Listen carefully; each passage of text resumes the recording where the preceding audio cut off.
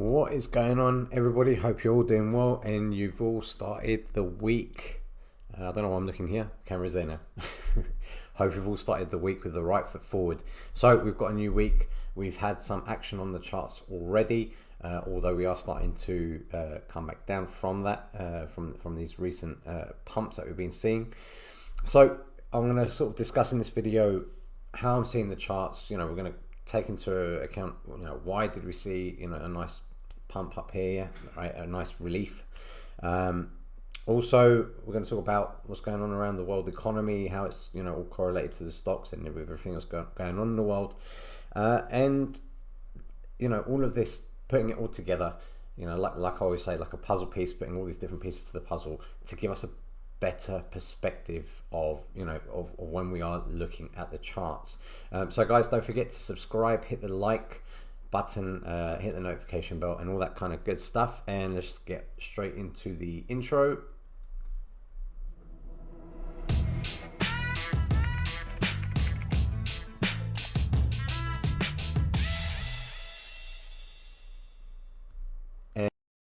And there we go.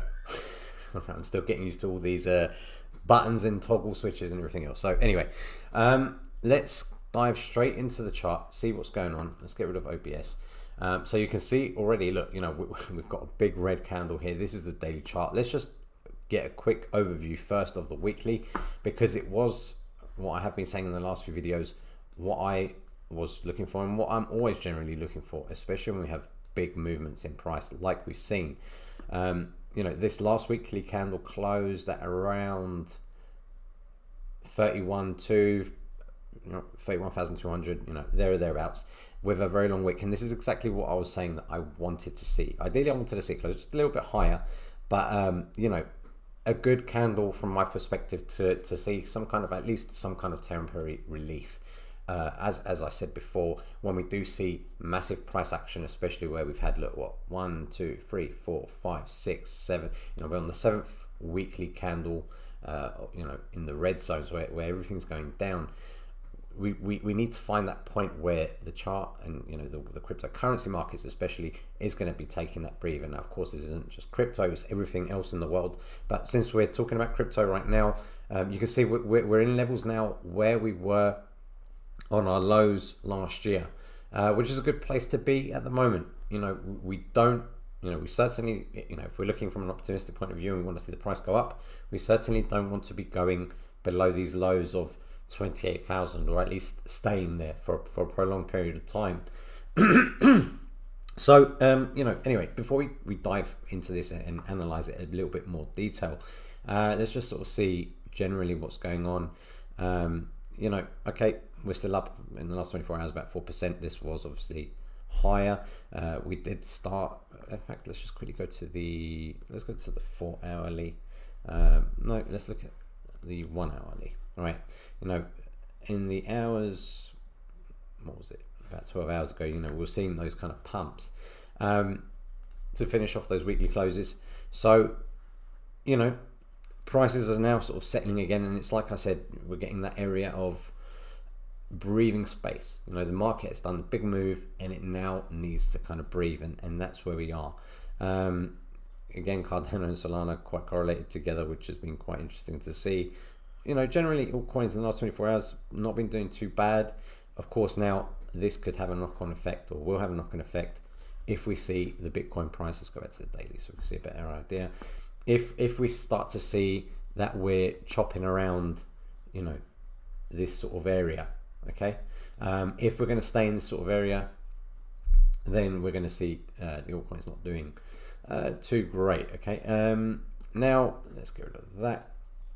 Where are we? We've had a very difficult week.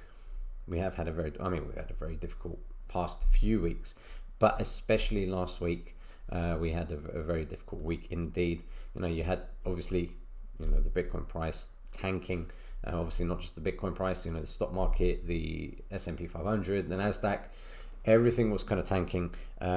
You also had the devastating effect of Luna and UST. And actually, on that point, I just do want to say, I've seen a lot of things on crypto Twitter and other posts elsewhere where people are or have been suffering from the loss of their Luna investments or the UST investments, even to the point where I saw some, now I don't know how genuine they were, but some people were talking about doing things that they shouldn't be doing, right?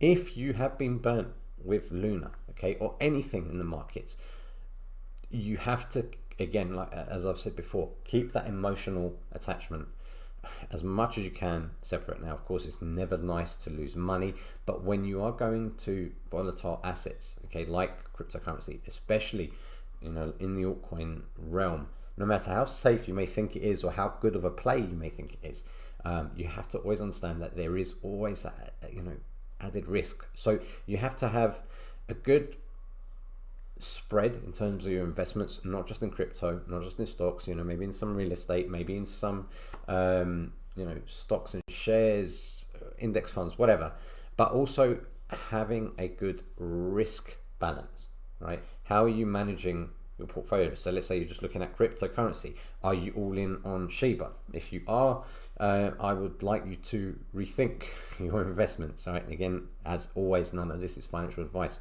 but the point is, it's not just about risk management in terms of where you're investing, but also on a more, you know, micro perspective. If we're talking just cryptocurrency, how's your spread? You know, how even is your spread out? You know, are you all in on Bitcoin? If that's the case, great, and you want to start, you know, adding to your portfolio, do so. But you know, having a good risk spread, and I think I should do a video on that. I'll try and do that next. I'll try and do that this week. So anyway, that's where we are with an overview of crypto. Before we go into the charts in more detail, which is at the end of the day, guys, this is what I want to be talking about, you know, what to expect from this week, especially. Let's have a look at this. This is a great resource that I do like to use, and I like to use a lot of different resources throughout the weeks. This is the Look Into Bitcoin site. In fact, actually, just refresh it. This is the reserve risk chart. Now, actually, guys, this is a great resource. I'm going to put it in the sorry, not the comments, in the description below. There's so many things here. You know, you can look at the charts. You've got the, you know, obviously the standard fear and greed index, okay, which is great. Have a look at that. You do have the stock to flow model. You've got loads of, you know, really good stuff here. But this is the reserve risk, and it's not something that is generally talked a lot about, and it's not something that you should be focusing on. Okay, remember, these are all small pieces to the puzzle. Everything's always about probability, and we just want to take as much as we can, or as much as we can make sense of, into account to determine how we're going to be looking at these charts. But if we look down here, the reserve risk chart allows us to visualize the confidence, and this is the important key word here with this chart, amongst long-term Bitcoin holders relative to the price of Bitcoin at the given time. So, for example, when confidence is high and price is low, then there is an attractive risk to reward ratio to invest in Bitcoin at the time, which is this green zone down here. Okay, when we're looking at this bottom part of the chart, right, this is the reserve risk, right, the red line here. When confidence is low, on the other hand, and price is high, then risk to reward is unattractive, and that's this red zone. Investing in Bitcoin during periods where reserve risk is in the green zone has produced outsized returns over time. Now, please do not base your trading strategies or your investments or whatever on one particular chart. Again, as I said, all different things just to look at and to consider and to just have in the back of your mind, right? We can see here when we did hit into this green area, which, as we said, is when the confidence is low but the price is high. When we first got into it, you can see there this was a good time to buy at the time, right? Because you can see this followed, and then of course when the confidence was when the confidence is low and the price was high, and we had this dip, right? And you can kind of follow this along. You had this long period here. Same thing happened. Same thing happened here. You had the dip in the price. We didn't really go up here, and we're now back in this green zone. All right. So again, just something to consider very, very briefly. Let's just quickly look at the fear and greed index since we're here. I like this website because everything is here, right? Everything is all in one place. So you know, we are still very much in extreme fear. Still very much in extreme fear, especially if you're new, guys, to charting analysis. This is a great resource as well for you to come and have a look, because obviously everything is described, how to look at it and what it actually means. We have the stocks market report from a few days ago. Basically, look, again, just telling us that we had these, this big downturn, and then we had, this relief bounce. Okay, everything started to go up a little bit again, especially in tech stocks, right? Wall Street bouncing back, Scottish Mortgage Investment Trust rose 73.3%, etc. Now, when we look at Bitcoin, we tend to look at it as kind of like a tech stock because, well, it is tech. Let me just have a quick look what's going on here. Right, sorry, just wanted to make sure that we're still live. Anyway, so that's that being said. Let's take a deeper dive into the Bitcoin chart, and then of course we're going to follow into stocks, commodities, and all that kind of stuff.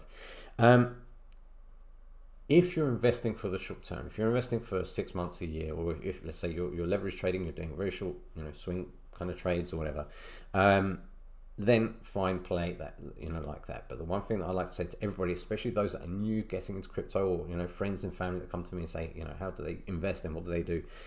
Please try and keep in mind you want to invest for the long term. As we said, when in doubt, zoom out, right? The price right now doesn't look very, the charts right now doesn't look very attractive, but when you zoom out, the grand scheme of things, we are still, as far as I'm concerned, we're still early. I did see somewhere, I did read it somewhere, I can't remember where it was, only about 8% of the world right now is adopting cryptocurrency, which is huge, right? It's huge. If you just think about that in perspective, only 8% of the world, right? If you've got a room full of 100 people and there's only 8 people there that are investing in crypto. So still very much, early. And, can we go to the 100K areas? Yes. And will we? Yes. Right now, no. When? Who knows? Nobody here is a prophet. Nobody's going to tell you the price is going to go to here at this certain point. But it is important to know that we are still very early, and you want to look long term. Obviously we've got good old Michael Saylor, and he invests. And he says himself, he doesn't look for the short term. If you're looking at anything below 4 years, you don't have that longer term outlook, right? You need to have that longer term outlook. In my opinion, right? Who the hell am I, right? Who the hell are you? Who the hell is anyone? We are all just a bunch of opinions. They are just like our backdoors, right? Everyone's got one. Everyone's got an arsehole. That's why opinions are like that. So anyway, look, have we reached the bottom? Have we reached our lows? Are we going to go up from here? In a nutshell, personally, I don't think so. Okay, I think we're going to see, let's get rid of that. I don't think we've reached the bottom yet. I do believe we're going to go lower. All right, when? I can't tell you. In fact, let's go to the 4 hourly here. I'm totally going off my, totally going away from my notes. But if we were to look at it, let's just do a very brief triangle here, right? We had a nice little breakout, and we've come back down from the breakout. And also very important to note, we're hitting the 50 EMA line. Have we crossed it? No, we did momentarily. Okay, when we're getting this relief rally up around the close of the week, we want to aim to get up here. Right, ideally, this is where we want to be, and this is what I've been saying, where I wanted to see with weekly close at least get towards this sort of area, just so we can see more of the longer term effect. Now, actually, let's go to the daily here. Zoomed in like that. It doesn't look very attractive, does it? All right, let's go here. Now, a lot of people are saying, we're going to hit a V-shaped recovery. If we do, guys, and I want you to be aware of this, because a lot of people talk about V-shaped recoveries, right? Here's your V, right? Not a very good V, but you get the idea, right? There's your V-shaped recovery. Let's do that a little bit better, right? There's your V. Now, if we see this, or if we were to have seen this, especially from this pump that we saw going up and going towards that 200 EMA, I would be apprehensive. Although in the short term, you might think, great, price has really recovered and it's going back to where we should be, okay, in inverted commas. But when you see such a sharp price correction like that, it generally means you've got a lot of people waiting to short that market, and you know, you still got to understand that there is still manipulation at play, although the market isn't, you know, the crypto market isn't based on the crypto market on its own anymore. You know, again, we are correlated to the outside world, Nasdaq, S&P 500, what's going on in, you know, with the wars, what's going on with COVID, what's going on with recession, all that kind of stuff. But we, in my opinion, don't want to see this kind of short-term relief play out, because again, if we did, then we would see again something that's going to go down, back down here, and then could even go lower. So what we do want to see, and what is actually playing out right now, is this: we go up a little bit, and then we play in this sort of range. Okay, we want that breathing space. Again, when you have, right, especially when you're looking at the daily chart like this or in the weekly, and you have such a dramatic drop in price as we've seen here, the market needs to breathe. People need to reassess. People need to reanalyze. We need to see what other contributing factors there are to the price impact. That's what's going to happen here, in my opinion. And in fact, I do think that we're going to reach back down to these kind of lows. What we don't want to see is, of course, and I mentioned at the beginning of the video, let's go to the weekly, be a bit easier. And let me readjust. Okay. Now, what we don't want to see, let's get rid of that, these lines.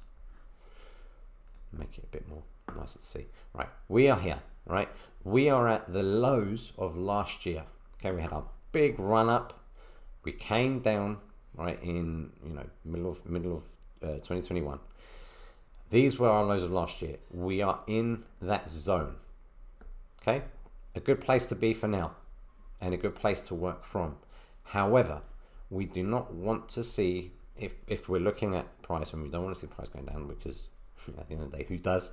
But you know, we have to be aware of all possible scenarios. We don't want to come down to this sort of area, these ranges, because then we're breaking these previous lows that we saw, and we're going to be finding a new range and finding a new space to kind of accommodate with the Bitcoin price. So, you know, we want to be aware of that, and we want to kind of stay in this price. We might come down lower again to test these mid-20s. Some people, you know, on this space, again, everyone has their opinions, but some people are saying, you know, we're going to hit 20,000, maybe even 19, maybe 18,000, and who knows? Maybe they're right. Guys, the cryptocurrency market, or any market, is not determined just by, you know, volume. Well, I mean, from a very narrow perspective, yes, it is, but you have to understand that there are so many other contributing factors to, you know, the market and to the price movements. So we need to be aware of that.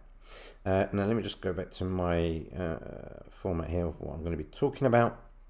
Let's look at the 4-hour chart. Let's go to a more shorter time frame.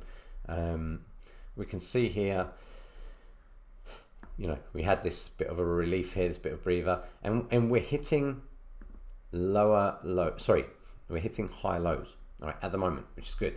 And it was the same with the RSI. We wanted to see this RSI, we wanted to see this bullish divergence, which we saw here. We got higher lows on the RSI, okay, when we did dip down below that 30k region, and we're now on this uptick. Okay, we're now on the upside, where we got, you know, this is not indicative of what's going to happen this week, of course, right? But again, it's something worth to consider. If you're playing this on the shorter term, you know, if you're playing this on the hourly, if you're leverage trading, or you're just trading, you know, again, in the short term generally, then, you know, that was something to have a look at. Support and resistance, I'm not going to go into those kind of lines at the moment, but please do understand, if you are, you know, I tend to look at daily charts, at least the daily charts, and more, you know, the higher time frames, just to give an overall bigger picture. The smaller time frames will just give you a more detailed picture of what's happening there and there out. But anything that's on a 4-hour time frame or less, it's fractal to all that's going to happen on the higher time frame, right? You have to understand that. So do look across multiple timelines. On that note, let's just have a look on the monthly. Let's readjust this chart as well. Yeah, like we said, we are in that zone. right? And this is more easier picture to kind of understand. Let's get rid of these lines again. We are in this zone here, right? We're in this bit here. Look, and this is where we are from last year's lows. Again, quite easy to see that. What we don't want to see, like I said, is we don't want to go lower than that sort of area. And I believe this is where the next 2 weeks are going to be pretty vital in terms of price action. In the next 2 weeks, Bitcoin has to prove its worth, right? Essentially, it has to prove its worth. It has to be able to maintain, in my opinion, this kind of price range to be able to then move forward and go into higher price ranges. Let's go to the 4 hour again. Sorry, we're going between different time frames, but that's good, especially if you're new to the charts. Good for you to see, how easy it is to bounce between all the different time frames. Let's move this along here. Now, like I said, if we're on the 4 hour, ideally we want to get to around the 200 EMA. But like I said, if we have that V-shaped recovery and we would go straight up to that, people, whales, traders would be looking to set up their shorts there as well, I believe, because it's something that I would just personally do, again, depending on where we are the charts. But I mean, with all that being said, guys, just to kind of numb it down and break it down, I believe, some people might look at this and go, oh no, we're on the way back down again, doom and gloom. No, this is exactly what I want. I want to see this kind of reactionary measures, in the charts. I want to see Bitcoin have this range fill out, so to speak. Again, ideally we don't want to go below this support line of 28.5. That for me is my comfortable area. We may bounce down to it a little bit. We may even go a little bit below, and if we do, then the next support for me is around 26,000. Okay, so either way, at the moment for me the chart is looking good. It's a good start to the week, but we do not want to see, let's get rid of that line. We do not want to see, well, I didn't want to see right, a sharp recovery up to that 200, and obviously we don't want to see price fall further, right, and tumble. But at the end of the day, what do I know, right? I'm not a prophet. Again, I keep using that word just because I see a lot of people on YouTube stating numbers, and we're going to hit this figure by then, or we could hit this figure by then. It's not about that, guys. It's just about, like I said, taking into account what's going on in the world, taking into account what's happening in news, what's happening in the stock market, what's happening with commodities. How is it affecting crypto? Because let's face it, guys, crypto is together, and working, not working, but is correlated to the Nasdaq, the S&P 500, whether we like it or not. We're nowhere near decoupling from it yet. For that to happen, well, let's talk about that in another video. There's a lot of factors that need to be taken into account, including the strength of the amount of people who are adopting crypto in the first place. But we have to understand that we are dealing with uncertainty in the world, especially right now. Again, we have recession. Are we going to have stagflation coming up? What's going to happen with the elections towards the summer? What's happening with the war with Russia, Ukraine? What's going to happen with the oil prices? Are oil prices going to still keep going up? If they do, how is that going to impact the global economy and stuff I'm going to briefly talk about in a second? These things do also take a big part into the cryptocurrency price. And it's important to know that, or at least be aware of that. You don't have to sit there learning deep dives into all of those charts if you don't want to, but it is important to mention. Let's move on from here very briefly. Altcoins, Ethereum. Of course, Ethereum follows Bitcoin pretty closely. We have that strong support level of 1,874. Same sort of thing. Okay, here with Ethereum. Again, I don't know why I've lost a lot of my altcoins on my list here. I need to update that. But either way, let's get rid of the draw function. Everything is pretty much doing as expected. Okay, Luna, of course, is not on here because it's pretty much removed from all the different exchanges, right, bar a few. If I was you, people were saying, oh, I want to make quick money. I'm going to take a punt and buy some Luna, you want to do that, do it. I mean, I'm staying away from it. Like I said, I did buy some days ago, right, when it was almost at the bottom. But you know, again, if you want to be a long-term investor, don't look at plays like that because they are risky. Add them because, well, you have a good diverse portfolio in any case, and you don't, you know, and you're a little bit bored. You want to see what you can do and play with little money there. But let's go to, no, where's my other list? Let's have a look at the other markets, right? Let's look at the SPY, the S&P 500. Again, a good recovery bounce there, and everything is going to be pretty much similar. Same thing with the Nasdaq. Let's have a look. Well, in fact, actually, I wanted to see what's happening with Coinbase. Okay, same sort of thing. Look, all these things are quite expected with everything that we talked about so far in this video. All of this is expected. Gold. Now, gold is important to have a look at, right? It's important to see. Gold is dropping, and it's been dropping since April 2022, and the all-time highs that we did see, let's readjust this chart again, was around over the 2000 mark. Okay, we're having this big downturn again with gold, and when we see that, because of course gold is considered a safer, you know, investment. When we're seeing this downturn with the prices with gold, we are seeing that traders who are trading gold or in other commodities and other you know, assets and everything, they're seeking riskier assets at this point. Right, when they see this sort of thing. And the same thing now with the DXY, well, not the same thing, but DXY is the dollar index. This is very, very important to see. I mean, are we on the daily yet? Look at this. Excuse me. Let me have some water. Look at this curve. I mean, that's insane. And this is shot up from roughly middle of May, so 2021. Okay, all the way up to where we are now. If we go and compare that to the Bitcoin price of middle of May 2021 to now,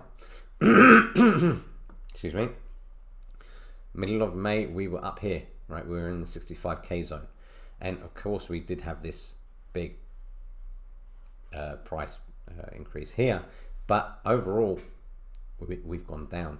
And it's important to understand, you know, the dollar index, the DXY, let me get that back, is always important to keep in mind where we are with that, because, you know, it's just showing the strength of the dollar. And this is always, you know, a problem for Bitcoin because Bitcoin trades against the dollar, right? Let's have a look also at the total market cap, right? Crypto total market cap. We are down to 1.26 trillion. Okay, just something else, you know, to consider and look at when you are assessing everything. Let's go back to Bitcoin again. What was this chart? I forgot. Okay, yeah, you know, this was this chart I showed you a week or two ago. You know, we do have this zone that we're in now, and I did say if we were to look at the previous zone that we had there from around 2018, we hit it 3 times and then we had a big move up. Now we are in this third moment of being in this zone.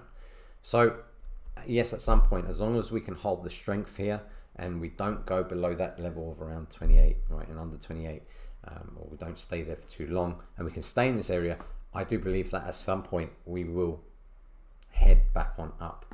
But yeah, that's that. I mean, let's kind of summarize everything and round up. I think I don't want to go on for too long. Are we going to see 100,000 Bitcoin? Right, this is the question. This is the question that I'm seeing a lot of people ask. Yes, right. I believe we will. Of course we will. When? Right now, no. You know, we're not adopting Bitcoin properly or the way we should be. You have to understand, for it to happen, you've got to just imagine the notion of no inflation, no war, right? The oil prices dropping, tanking. That is going to mean more people are going to have money to be able to speculate in higher risk investments, because at the end of the day, that's what crypto is, right? Or Bitcoin as well, right? Let's just talk Bitcoin here. And the same thing with companies. You know, the more money companies have, they're going to be investing and be able to speculate into, you know, into assets like cryptocurrency. And Bitcoin is going to be at the fast lane for that. You know, when they are looking for those speculative assets, when they do have that spare money on the side to be able to invest into these kind of markets, because, you know, S&P 500 is not going to give them those crazy fast returns if done correctly, or properly, should I say. Then they're going to say, well, what does and what can? Well, Bitcoin's going to be at the front of that. But until that happens, until we can get a nice area of that happening, and until Bitcoin can kind of decouple as well from the S&P 500 and everything, then, you know, we're going to see this correlation. One last thing I wanted to mention, it's not massive, but again, something else to keep in mind. Forex Factory do have a calendar that shows you, especially in red, the important reportings that are coming out this week. I mean, today we've got the monetary report policy hearings in England. I'm not too concerned about that. Tomorrow we're going to have core retail sales month on month, the US core retail sales month on month, and of course the US retail sales, right? And the difference being, if we just open this one, the core retail sales is automobile sales account for about 20% of retail sales, but they tend to be very volatile and distort the underlying trends. So the core data is therefore thought to be a better group of spending trends, right? And we look at the retail sales report. This is the earliest and broadest look at vital consumer spending data.